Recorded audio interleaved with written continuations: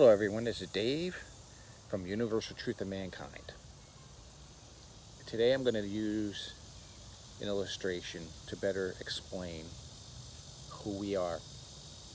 And believe it or not, I take it right from the tabernacle. Now I'm sure you've all, and by the way, if you haven't watched episode 22, 23, 24, please see those three before you watch this one. It will give you a context and a better understanding of what's going on. I know I sound like a broken record, but it really does. At some point, I do plan to make a summary version of all these in one video. But I wanted to make sure that you all have the ability to get the details. So I'm trying to get the details down pat first and then give you the summary so that you have something to go back to. But anyway, I want to present this to you. You've all seen this. This is a menorah. Now, there is no perfect rendition of the menorah, but this is a representation. That's all you ever see, a representation of what the real menorah looks like. But you can see there's 7 here. 6, 1, 2, 3, 4, 5, 6, 7. I know we can all count, but this represents the sephirots, the counting. This, believe it or not, is in the tabernacle is actually representative of a person. It's also representative of Messiah. Now, so I think what I'm going to do is I'm going to go through detail as much as I can what's on the menorah and what's here, so you can better understanding the representation of it, because there's such richness in the tabernacle that we don't really realize it, of what it's actually telling us. Now, the north side, the tabernacle goes east to west. The north side of it is where this would be. This would be opposite of the showbread. The showbread's on the south side of the tabernacle. So the north side is where this menorah is. Now, the menorah is made from a single ingot of gold and is pounded into shape. So you're not dealing with creating separate arms, molding them and stuff like that, and then attaching them. The whole entire menorah, which is about the size of a man in height, beaten from one piece of an ingot of gold. Now, why is this significant? Well, it's significant because, number one, it's the size of a man, so it represents a man, a human being. It represents us. This is a representative of what the image that we're created in, and you'll see more in a little bit later here. So you had the 7 arms pointing upwards, and the base of the menorah had 3 very almost imperceivable legs. 3, and those are hardly seen. They're not meant to be seen. They're meant to be represented, but what does that represent? When you think about it, it represents the other 3 sephirots I talked about. So now there's a total of 10 on the menorah. Okay, so it's made of gold. What does gold represent? It represents purity. Now, it was beaten into shape. That represents us. We have to beat ourselves into shape. We have to take these 7 sephirot and transform them within us into this image. Into a what? A balanced image. See, they're all balanced.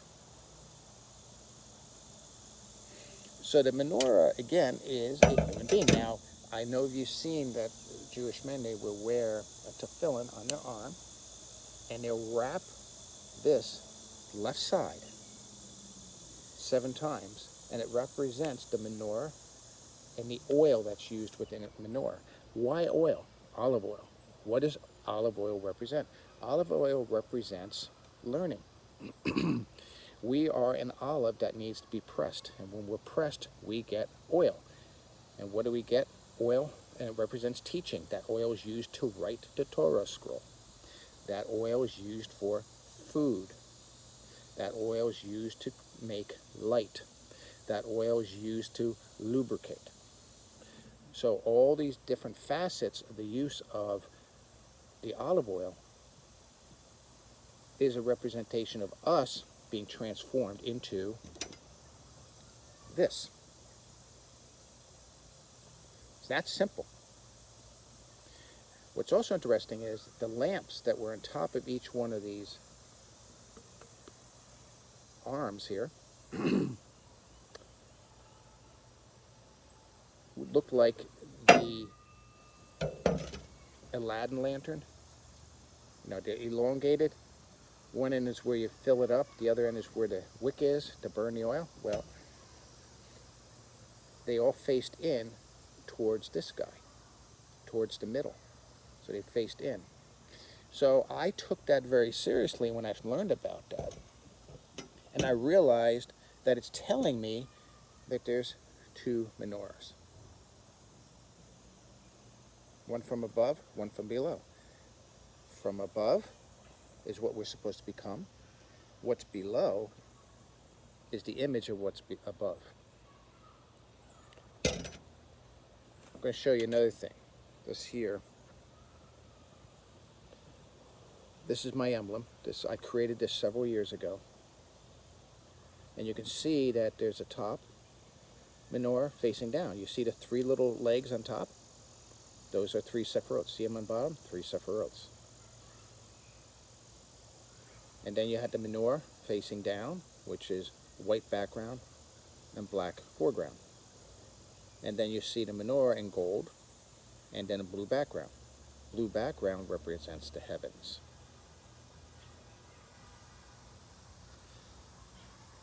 So you can see that the menorah is actually a representation of us in our perfected form, which a perfected image of what's above. So these are the 7 attributes that we have within us. Remember what I said? It's chesed, gevarah, teferet, nitzach, hud, yesud, and malkut. Now let me put this in English for you, since those are the Hebrew words. I'm sure you're going to see them here and there. Chesed means loving kindness. And remember, when we talk about these attributes, we're talking about the extremes of the attributes. So you have to think in terms of extremes. So we have chesed, loving kindness. So we're thinking extreme loving kindness, which pretty much means anything goes. The next one is gevarah, which is opposite of it. And gevarah means stringency. It can also mean judgment. And it is accepting of nothing. So you have the two extremes. Everything and nothing. Everyone loves you, everyone wants you around. The other side says, get away from me. And then there's a balancing point called teferet, which means beauty, harmony. The idea is that this is a balance between the two. You let anything go. Let them, they're kids, let them do whatever they want. Who cares? And we don't want them doing anything, having no fun. Need a balance between those two. You can also say that gevarah is discipline. So you got loving kindness and discipline. The two have to be balanced. And when the two are balanced, they become teferet. Let me give you an example. You ever hear of fatal attraction? Fatal attraction basically is somebody loving somebody so much that they can't let go of them, to the point they won't share them with anyone else. If you do this to a child, they become mama's boy, so to speak, all their life. They become irresponsible. They don't know how to cope with life. They become unbalanced. You can also go to the opposite extreme, where you don't accept anyone, and you go into isolation, or you put a person into isolation. Now we know isolation can kill a person. Extreme isolation can actually kill a person. And there's a lot of documented cases where that's happened. In prisons and jails, that was a form of punishment at one time. Be thrown into a dungeon, alone, in the darkness, with no food, no nothing. And you would die from loneliness. Sometimes they'll give you food. You have to fight the rats for it, but you sometimes you get the food. And you're just kept alive long enough to suffer anguish of loneliness. So, but you need a balance between the two. Why? Because you got to permit people to be themselves. You got to let them shine for who they are. So there's times you need to, or we need to let go of each other. And there's time we need to hold fast.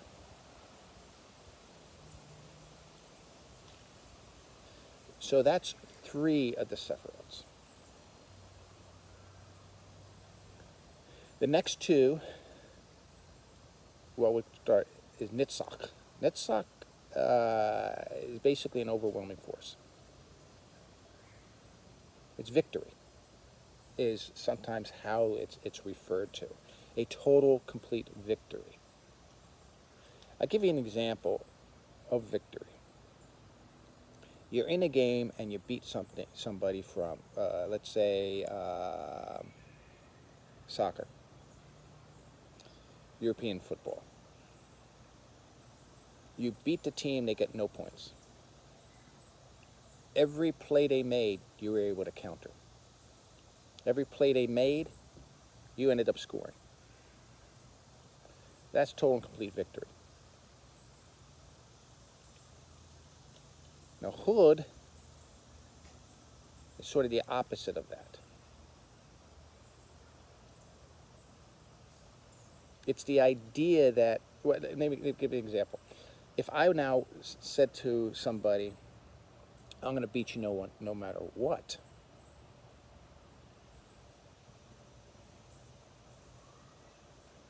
and I rub their nose in it, what's going to happen?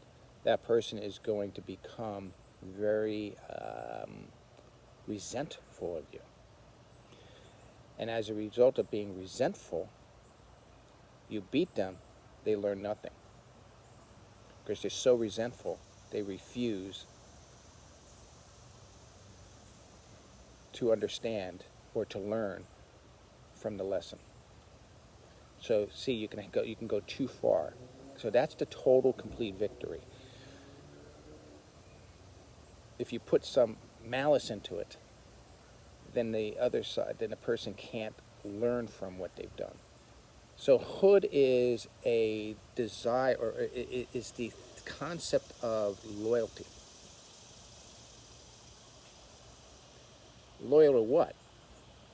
Well, obviously you want to be loyal to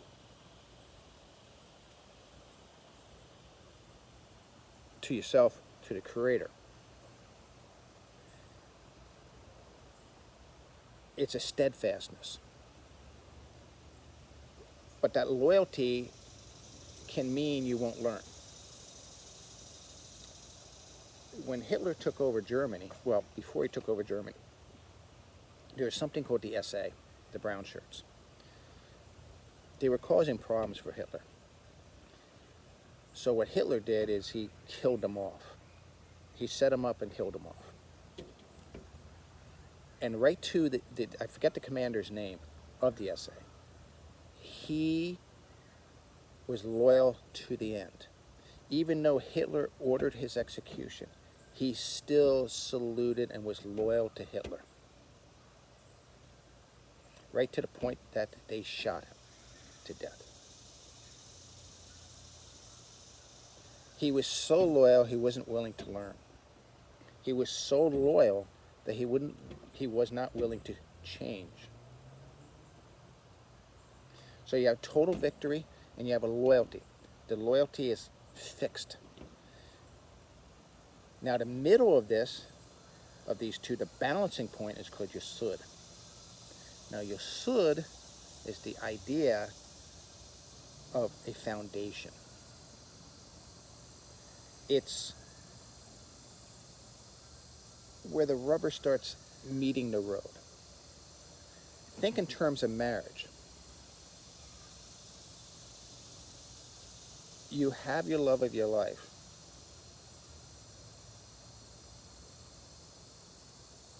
And you need to evolve and change with her. But you're always remaining loyal to her. Think of Joseph. Joseph wasn't willing to fool around with Potiphar's wife. She had total victory over him. But he stayed loyal. He went to prison for it. He got out of prison, and one of Potiphar's daughters became his wife because he ended up merging victory and loyalty together. And that's what a marriage should look like. And that's the foundation. Foundation of what? A family. Foundation of society. You wonder why the destruction of family is so important to the communists and socialists and so on and so forth. Because if they can destroy the family, they can destroy society, and they can recreate it according to their will. And the last and final one is called Malkut, which means kingdom. It can also mean nobility.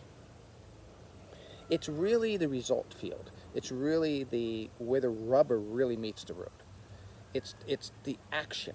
It's you take all these things, you balance them together, not only horizontally but vertically. You pull them together into a balancing point, which is, just wait for a motorcycle. Okay.